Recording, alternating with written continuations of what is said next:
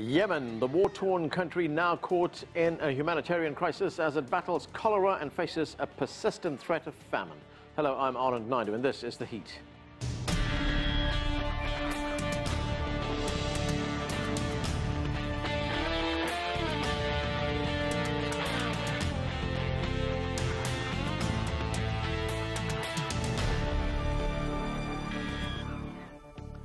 The war in Yemen, the poorest country on the Arabian Peninsula, has been going on now since March of 2015. So far, over 10,000 people have died in the conflict that has a Saudi-led coalition battling a Shiite rebel group called the Houthis.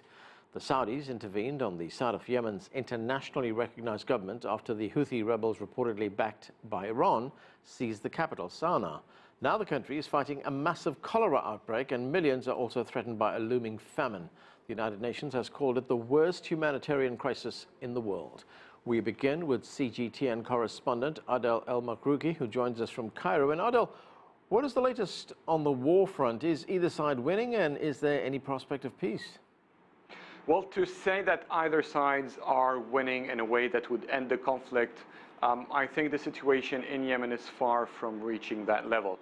But when you check the reports, you'd see that just this week, the forces supported by President Abdurrabbu Mansour al-Hadi, the legitimate or the internationally recognized president, they say that they were on the verge of entering what is called as Khalid ibn al-Walid military camp. It's of strategic significance because if that military camp controlled by the Houthis falls as defense line for the southwest of the country, and therefore would make the Arab coalition led by Saudi Arabia able of finally reaching Al-Hudaybiyah port, which is the main target for the Saudis and the Emiratis to reach, which is the gateway for the Houthis through which they can get shipments, through which they can get arms, and that's why this is a current significant achievement for them. But on the other hand, you'd find Houthi reports saying that they're strong as ever, that their funds are continuously enormously. In one report, they've estimated it to be $1.7 billion every month, which is a huge number of money. But these are unconfirmed reports, but it's an indication of how the message has been sent from the Houthi side as well. So neither side is willing to say that there has been defeat to him. And Yemen is also dealing with a major cholera epidemic and is facing famine. How is the country coping with this humanitarian crisis? Well, it is a tragedy because with this whole war, Yemen is the poorest among the Gulf countries, the oil-rich countries, and the war has made the infrastructure almost entirely destroyed.